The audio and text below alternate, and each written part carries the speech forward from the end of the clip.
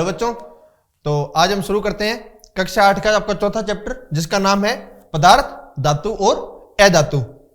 धातु जो होती है और अधातु जो है, मुख्य रूप से इस चैप्टर के अंदर हम ये देखेंगे कि धातु और अधातु के कौन कौन से इनमें भौतिक परिवर्तन उनमें हो सकते हैं, या कौन कौन से उनमें दोनों में रासायनिक परिवर्तन जो है कौन कौन से प्रकार के होते हैं इनके अंदर। तो सबसे पहले हम देखते हैं कि जो धातु जो होती है वो कठोर हो सकती है, वो चमकीली होती है, आघातवर्धनीय, तन्य, ध्वनिक और ऊष्मा तथा विद्युत के प्रति सुचालक होती है।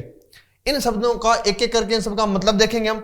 धातु कठोर होती है, इसका हम देख भी सकते हैं। यदि किसी धातु को यदि हम किसी ऊपर वाली जगह से यदि हम उसको फेंकते हैं नीचे, तो हम देखते हैं कि धातु आसानी से नहीं टूटती है। जैसे लोहा है, ये सब चीजें जो है नहीं टूटती हैं, तो इसको हम बोलेंगे धातु कठोर होती है। धातु का रंग जो होता है वो अधिकांशतः चमकीले कलर की होती हैं धातुएं। आघातवर्धनीय, आघातवर्धनीय का मतलब ये होता है कि जो धातु जो होती है, यदि उसे लगातार पीटा जाता है धातु को, तो क्या होता है कि उससे वो धातु जो होती है वो चद्दर के रूप में फैल सकती है। तो इसको हम बोलते हैं कि धातु का जो गुण जो होता है वो आघातवर्धनीय होता है। और इसी गुण का उपयोग हम कुछ परतें बनाने के लिए भी करते हैं। जैसे आपने देखा होगा कि जो मिठाइयां वगैरह जो होती हैं उनके ऊपर एक चांदी की जो परत जो चढ़ाई जाती है, वो चांदी की परत क्यों चढ़ा सकते हैं हम? क्योंकि चांदी जो होती है उसको हम पीट करके इतना उसको पतला कर सकते हैं कि उससे पतली चादरें भी बनाई जा सकती हैं। तो इसका मतलब ये होता है कि जो धातु जो होती हैं वो आघातवर्धनीय होती हैं। अगला, धातु तन्य होती हैं। तन्य का मतलब ये होता है कि जिसे खींच करके तार के रूप में बदला जा सकता है। तो हम देखते भी हैं कि अधिकतर तार वगैरह जो होते हैं वो धातुओं के ही बनाए जाते हैं। क्यों? क्योंकि धातुएं तन्य होती हैं। धातुओं का एक गुण और होता है ध्वनिक। ध्वनिक का मतलब ये होता है कि जब उसे कहीं फेंका जाता है तो उससे क्या होता है कि ध्वनि उत्पन्न होती है। जैसे लोहे को यदि हम किसी फर्श पर फेंकते हैं तो उस लोहे से एक ध्वनि उत्पन्न होती है, तो हम बोलेंगे धातुएं जो होती हैं वो अधिकांशतः ध्वनिक होती हैं। और ऊष्मा तथा विद्युत के सुचालक होती हैं, मतलब जिसमें ऊष्मा का और विद्युत का चालन हो सकता है। हम देखते भी हैं यदि हम लोहे को गर्म करते हैं तो पूरा लोहा जो होता है एक साइड से गर्म करेंगे तो पूरा लोहा जो है पूरी तरफ से गर्म हो जाता है। तो मतलब विद्युत के उसमें ऊष्मा का उसमें क्या हुआ है? सुचालन हुआ है।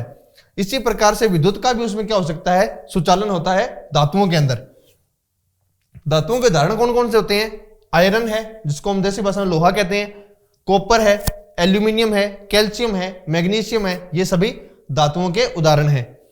इसके विपरीत अधातु जो होती है वो नरम होती है, कठोर नहीं होती। दूसरा, वो दिखने में चमकीली नहीं होती, वो कैसी होती है? मलिन होती है।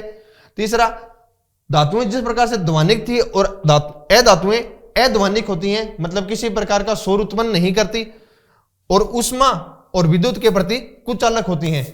और उदाहरण कौन कौन से हो सकते हैं अधातुओं के? सल्फर, कार्बन, ऑक्सीजन, फास्फोरस आदि, ये सभी अधातुओं के उदाहरण हैं। इसके अलावा कुछ अपवाद भी होते हैं। जैसे मैंने आपको बताया कि धातुएं जो होंगी वो अधिकतर क्या होंगी? कठोर होंगी। लेकिन जो सोडियम और पोटेशियम जो हैं वो धातु होने के बावजूद वो कैसे होते हैं? नरम होते हैं। और इन्हें जो है इतने नरम होते हैं कि चाकू से भी आसानी से काटा जा सकता है। एक और अपवाद होता है कि जो मरकरी जो होता है, जिसको हम बोलते हैं पारा, ये मरकरी या पारा जो है एक धातु है। ये धातु होने के बावजूद भी ये कौन सी अवस्था में पाई जाती है? ये द्रव अवस्था में पाई जाती है। तो ये इसके धातुओं के कुछ अपवाद थे इसके अंदर। अब हम देखेंगे, ये तो जो हमने पढ़े पहले, ये थे इनके भौतिक, जो हम देखते हैं ऊपर से इनको भौतिक, इनमें क्या क्या इन दोनों में परिवर्तन हो सकते हैं। इस प्रकार के हमने देखे कि धातु और अधातु के गुण जो हैं वो भौतिक रूप से किस प्रकार से भिन्न भिन्न होते हैं। अब हम देखेंगे कि रासायनिक गुणों में भी इन दोनों में क्या क्या परिवर्तन होता है। पहला है ऑक्सीजन से विक्रिया के प्रति ये कैसा बिहेवियर दिखाते हैं अपना। धातु और अधातु दोनों ही ऑक्सीजन से विक्रिया कर सकते हैं, पहली बात तो ये। अगली बात, धातु और अधातु दोनों ही ऑक्सीजन से विक्रिया कर सकते हैं। जैसे लोहा ऑक्सीजन व जल से विक्रिया करके जंग का निर्माण करता है, तथा कॉपर हल्के हरे रंग की परत जमा हो जाती है। जैसे ये आपको विक्रिया बताई भी गई है, जिसमें लोहा जो है यदि वो ऑक्सीजन और जल की उपस्थिति में रहता है तो उस पर जंग लग जाती है।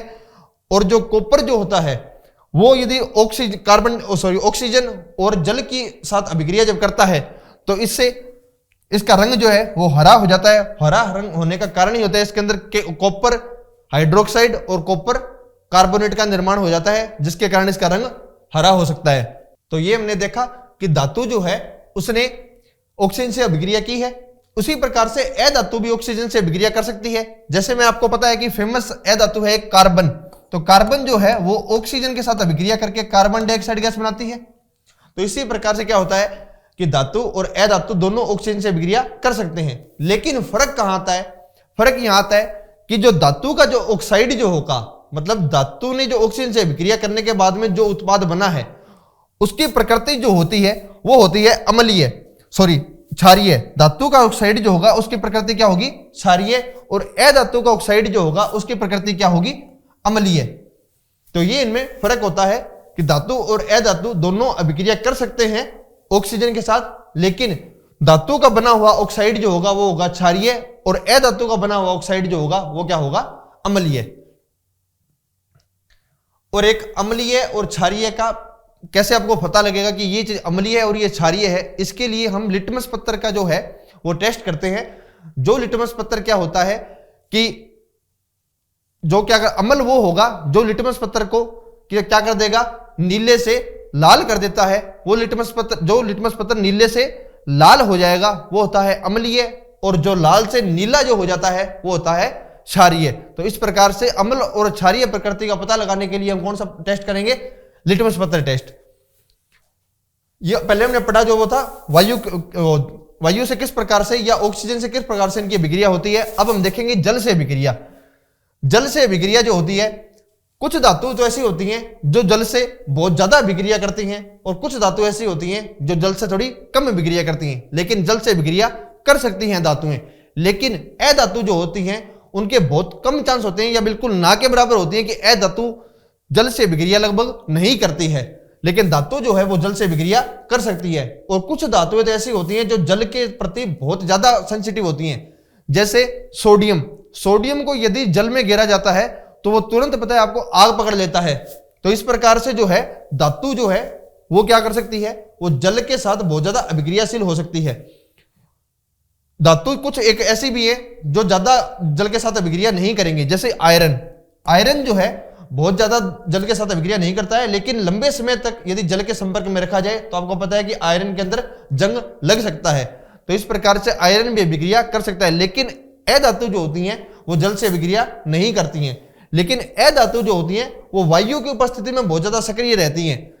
जैसे उसका उदाहरण है एक फास्फोरस।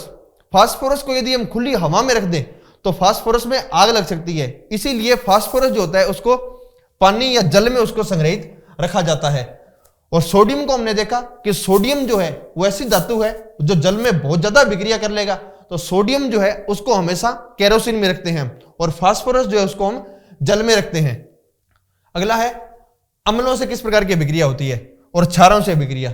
देखिए धातु और ए धातु दोनों के गुण जो हैं अम्लों और क्षारों के साथ लगभग एक समान होते हैं। धातु जो है वो अम्लों से अभिक्रिया करते हैं और जो धातु जो है वो क्षारों से भी अभिक्रिया करते हैं। लेकिन ए धातु जो है वो अम्ल और क्षार दोनों से ये अभिक्रिया लगभग नहीं करते। तो यही लिखा हुआ है इसमें, सामान्यतः ए धातु अम्लों से अभिक्रिया नहीं करते, लेकिन सामान्यतः धातु जो है वो अम्लों से अभिक्रिया करके हाइड्रोजन गैस मुक्त करते हैं। ये इंपॉर्टेंट बात है इसके अंदर कि हाइड्रोजन गैस मुक्त जो होगा वो कौन करेगा? हमेशा धातु करेगा, क्योंकि धातु ये अभिक्रिया करेगा। तो अम्ल के साथ और क्षार के साथ अभिक्रिया करके धातु हमेशा हाइड्रोजन गैस मुक्त करते हैं, जबकि ए धातु जो है वो जो है अभिक्रिया अम्ल और क्षार के साथ नहीं करते। एक अगला गुण है इनका विस्थापन अभिक्रिया।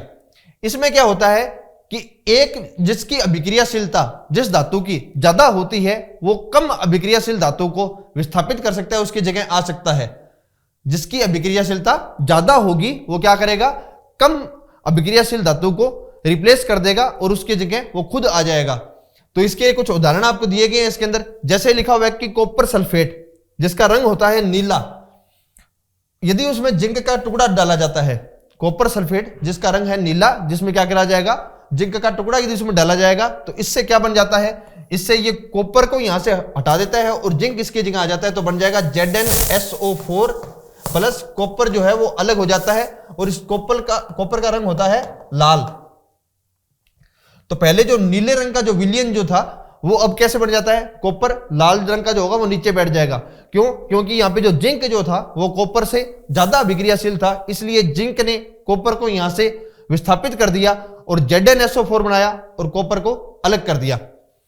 इसी प्रकार से आगे CuSO4 प्लस Fe, यहां पर Fe जो होता है इसकी अभिक्रियाशीलता कॉपर से अधिक होती है, इसलिए ये कॉपर को यहां से विस्थापित कर देगा और अलग कर देगा। इससे क्या बनेगा FeSO4 प्लस कॉपर जो है वो यहां से अलग हो जाएगा। आगे की जो अभिक्रिया जो है इसमें लिखा हुआ है ZnSO4 प्लस कॉपर। अब देखिए मैंने आपको बताया कि जिंक की अभिक्रियाशीलता ज्यादा होगी कॉपर से। पहले वाली अभिक्रिया के अंदर जिंक की अभिक्रियाशीलता ज्यादा थी तो जिंक ने कॉपर को यहां से विस्थापित कर दिया, लेकिन अब कॉपर की इतनी नहीं है अभिक्रियाशीलता कि वो जिंक को यहां से विस्थापित कर पाए, तो ये अभिक्रिया कभी भी संभव नहीं हो पाएगी। क्यों? क्योंकि कॉपर की अभिक्रियाशीलता जिंक से ज्यादा नहीं है। और यही सेम टू सेम घटना जो है वो आगे वाली दोनों अभिक्रियाओं के अंदर रहेगी, क्योंकि यहां भी कॉपर की अभिक्रियाशीलता फेरस से ज्यादा नहीं है और फेरस की अभिक्रियाशीलता जिंक से ज्यादा नहीं है, तो ये आगे वाली दोनों अभिक्रियाएं भी संभव नहीं हो पाती हैं। तो यह था विस्थापन अभिक्रियाओं के प्रति इन धातुओं के गुण। आगे देखेंगे हम कि धातुओं और अधातुओं के क्या क्या उपयोग हो सकते हैं। धातुओं के उपयोग सामान्य उपयोग हैं कि धातु जो है वो मशीनें, मोटर गाड़ियां, वायुयान, रेलगाड़ियां, खाने बनाने के पात्र आदि, इनमें धातुओं के उपयोग किए जाते हैं। लेकिन कुछ विशेष जो है अधातुओं के क्या क्या उपयोग होते हैं वो हम पढ़ेंगे एक एक करके। अधातुओं के क्या है? अधातु जो हमारे जीवन के लिए आवश्यक है और जिसे सभी सजीव श्वसन के रूप में लेते हैं, ऐसी कौन सी अधातु होती है? ऐसी अधातु होती है ऑक्सीजन। ऐसी कौन सी अधातु है?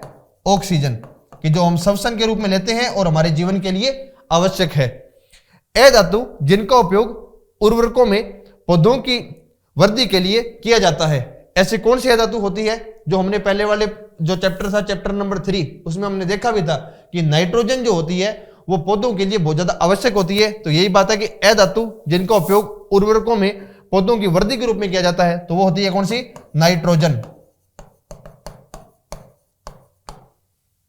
अगला है अधातु जिसका उपयोग जल के शुद्धिकरण प्रक्रम में किया जाता है, ऐसी अधातु कौन सी होती है? ऐसी अधातु होती है क्लोरीन। क्लोरीन का उपयोग जो होता है वो जल के शुद्धिकरण में किया जाता है।